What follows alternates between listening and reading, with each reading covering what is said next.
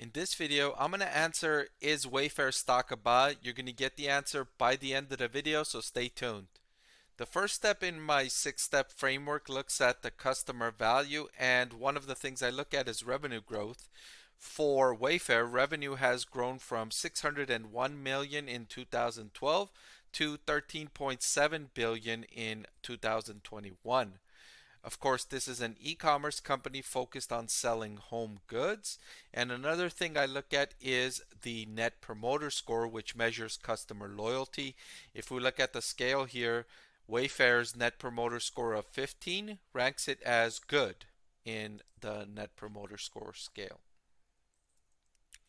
The next step in my framework looks at unit economics, and Wayfair's gross profit margin has increased from 24% in 2012 to 28.4% in 2021. So it is showing some economies in scale, although muted economies in scale, because if we go back, revenue has grown explosively from 600 million to 13.7 billion. So all of that scale has only allowed it a 400 basis point improvement in gross profit margin. So not impressive there. Meanwhile, operating profit margin has only been positive in 1 year in the last decade, and that was the boom year in 2020.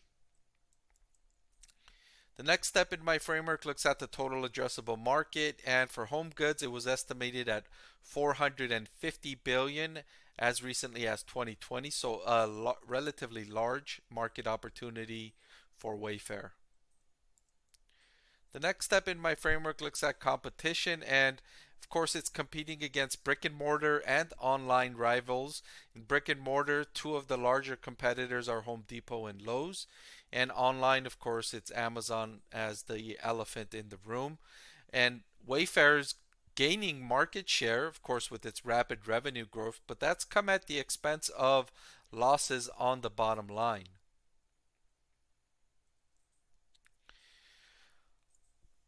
The next step in my framework looks at valuation, and it's arguably one of the more important steps in the framework. And I had to use the price to sales ratio because the company is not profitable on the bottom line consistently. So I used the price to sales, and looking at it of 0.3, it's the lowest that it's been going back before 2016. Only one brief moment right in the aftermath of the outbreak was it trading at a lower valuation than it is now. And the final step in my framework looks at risks. For Wayfair, the most significant risk right now is consumer spending has shifted from away from physical goods to away from home experiences like travel, like restaurants, like theme parks, concerts, ball games, things like that. And that's causing revenue to decrease year over year for Wayfair.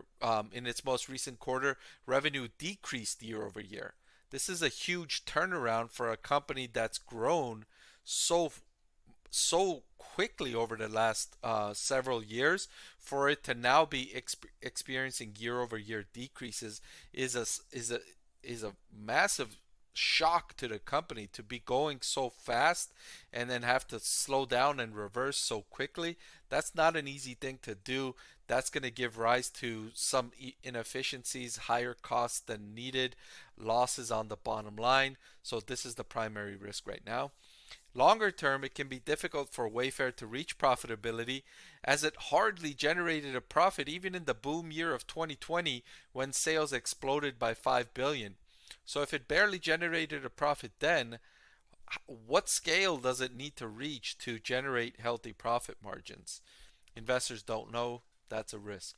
All right, now that I've looked at each step in my framework, let me give Wayfair a grade.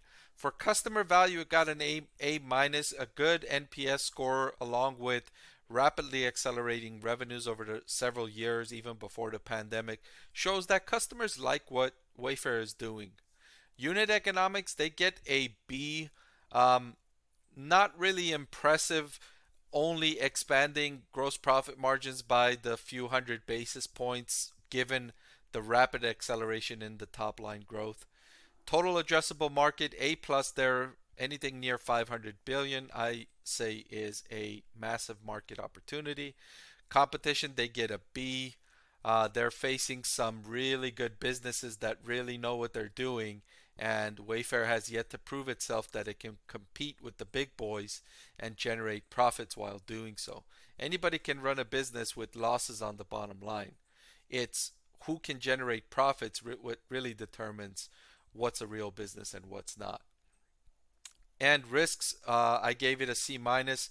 Very elevated risks here in the near term for Wayfair.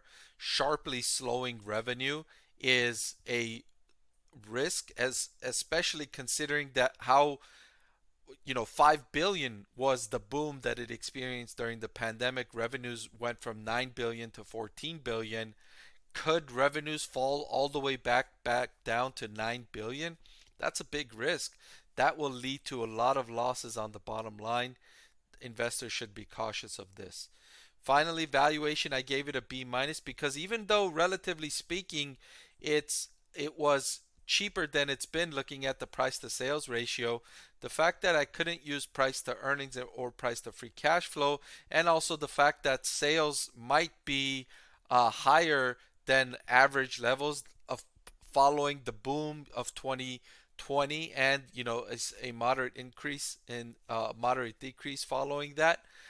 Sales might need to come down by several billion, so this price to sales may look like um, may be misrepresenting what the true underlying sales rate is. So valuation B minus there. All right, so on the next slide, I'm going to answer, is Wayfair stock a buy right now? Wayfair stock is not a buy right now. The primary reason why I said it's not a buy right now is because of the very high risks in the near term from the change in consumer spending. That's the primary reason, along with others, that had me recommend Wayfair stock as not a buy. All right, so that's all I've got for this video. Thank you for watching, and I will see you next time. I want to thank the Motley Fool for sponsoring this video. Visit fool.com/parkev for the 10 best stocks to buy now.